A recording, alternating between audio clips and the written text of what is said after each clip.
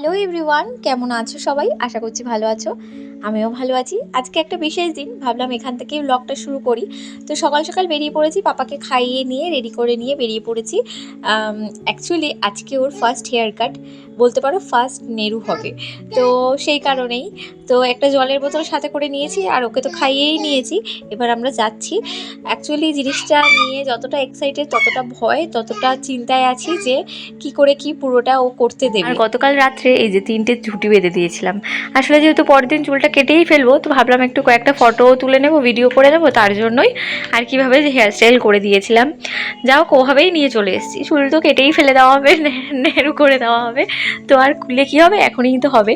তো আমরা চলেই এসেছি প্রায় প্রথম দিন স্যালুনেই একটা নিয়ে গেলাম কাটতে।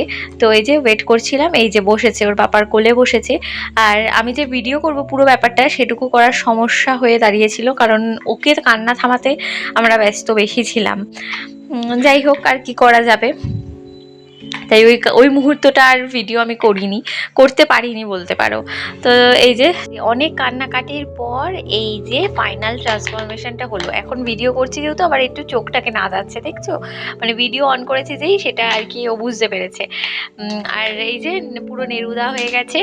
তো বাড়িতে এসে স্নানটা করে নিয়ে ওকে খাইয়ে দাইয়ে আমি পুজো দিয়ে, ঘরের পুজো দিয়ে বেরিয়ে পড়েছি। কিন্তু ওর জন্য যে পুজোটা দিতে হবে, সেই পুজোটা দেওয়ার উদ্দেশ্যে তো যাচ্ছি মুকুন্দপুরে। তো এখান থেকে লাগে 15-20 মিনিটের মতো লাগে বাইকে। তো এত সুন্দর পরিবেশ, চারিদিকটা দেখো, প্রচণ্ড গাছপালা, মানে চারিদিকটা জাস্ট সবুজে সবুজ, মানে এত সুন্দর লাগছে। তার মধ্যে ওয়েদারটা একটুখানি মানে সুন্দর আছে, একটু ওয়েদারটাই আর কি মেঘলা মেঘলা আছে, হাওয়া দিচ্ছে, তো আরও বেশি ভালো লাগছে যেন যেতে। আমরা প্রায় কাছাকাছি চলেও এসেছি। একটু চিন্তায় ছিলাম যে ঠিকঠাকভাবে পৌঁছে যেতে পারবো কিনা, কারণ যা মেঘ করেছিল তাতে মনে হচ্ছিলো আর মানে মাঝ রাস্তায় বৃষ্টিতে আটকে পড়বো। আর এই যে মন্দিরে চলে এসেছি, এত সুন্দর গোছানো পরিপাটি করা জায়গাটা না, মানে কি বলবো, এই মন্দিরে আসলে না মনটা এমনিতেই শান্ত হয়ে যায়, এত ভালো লাগে। তো এই যে এই মন্দিরটা তো বন্ধই রয়েছে। আমরা আসার 5 মিনিট আগে আর কি বন্ধ হয়ে গেছে। তো পাশে আর একটা রয়েছে, সেখানেই আমরা যাব। মানে সেখানে যাবো বলতে এই গ্রাউন্ডের মধ্যেই রয়েছে, ওখানেই দিয়ে। তাই এই যে এখানে একটু প্রণাম করে নিলাম। রকমের ফুল গাছ, অনেক কিছু আরও আছে, কিন্তু সেগুলো আর আজকে তোমাদের ঘুরে দেখাতে পারিনি, কারণ আসার পর থেকেই একটু পরপরই মুষলধারে আর কি বৃষ্টি নেমে যাচ্ছে। আর তার জন্য আমি আর পুরো গ্রাউন্ডটা আমি ঘুরে দেখাতে পারিনি। অন্য আরেকদিন যখন যাব, তোমাদের সাথে অবশ্যই পুরো মন্দিরটা কিন্তু শেয়ার করবো যে কেমন কি সুন্দর সেটাই। আর এই যে দেখো, মন্দিরে একটু বসেছিলাম, আর হঠাৎ করে এরকম কালো করে মেঘ করে বৃষ্টি নেমেছে এত, আর সামনেই গঙ্গা, মানে মন্দিরের পুরো মানে তোমরা বুঝতেই হয়তো পারছো যে আমি এখানে বসে ভিডিওটা করছি, আর পুরো সামনেই গঙ্গা। তো এত সুন্দর লাগছে বৃষ্টিটা, দূরে মনে হচ্ছে কুয়াশায় আচ্ছন্ন, খুব সুন্দর লাগছে, খুব শান্তির স্নিগ্ধ, মানে কি বলবো, সে ফিলিংসটা ঠিক বলে বোঝাতে পারবো না।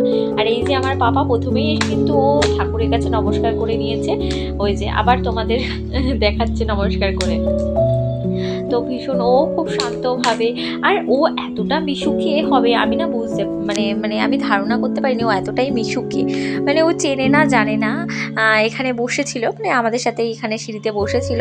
তো তার কোলে গিয়ে কি সুন্দর বসে পড়লো, কি সুন্দর তার সাথে গল্প করছে। হ্যাঁ, তো ভালো লাগে এই জিনিসটা, ভীষণ ভালো লাগে আমার। আর ও দেখাচ্ছে যে বাইরে বৃষ্টি হচ্ছে। ও না মানে এই জিনিসটা আমি একদিকে খুব মানে শান্তি পাই যে ও এতটা মিশুকে, এতটা সবার সাথে মিলতে পারে, সবার সাথেও যেই কথা বলতে যায়। না বড় হয়ে কি হবে, তো এখন তো এরকম আর কি।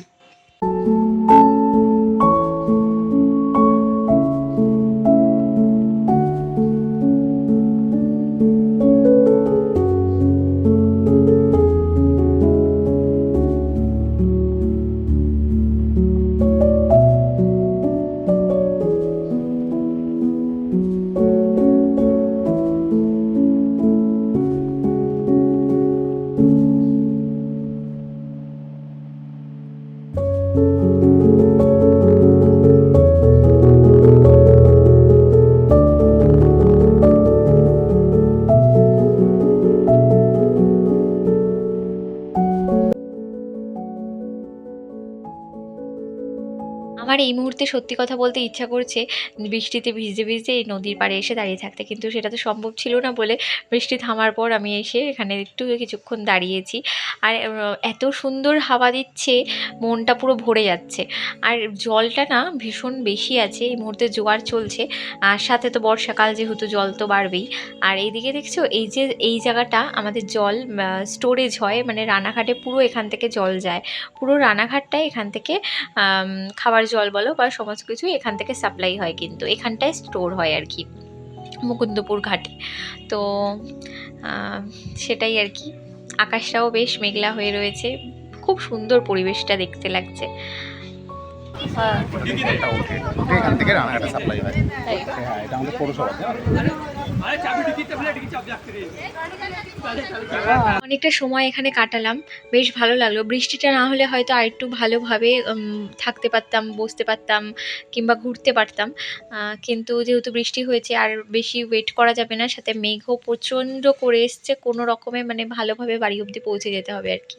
তো বেরিয়ে যাচ্ছি, কিছু একটা খাবো, খেয়ে বেরিয়ে যাবো। তো বাইরে এসে কিনলাম আমি একটা আইসক্রিম, আর তেমন কিছু পেলাম না খাবার মতো। আমার ছেলে ফুচকা খাবে, তো এই যে একটা ফুচকা খাচ্ছে, খুব এগুলো ভালোবাসে। তারপর দেখলাম আবার জোর বৃষ্টি নেমেছে, তো এসে আবার মন্দিরে এসে বসলাম। আর ওই আমার পাপা এত বাচ্চা দেখে কিন্তু ওদের সাথে কথা বলতে গেছে, বেশ হাত ধরে গল্প করছে, কথা বলছে, আবার পাশে গিয়ে বসেছে। এত ভালো লাগে না।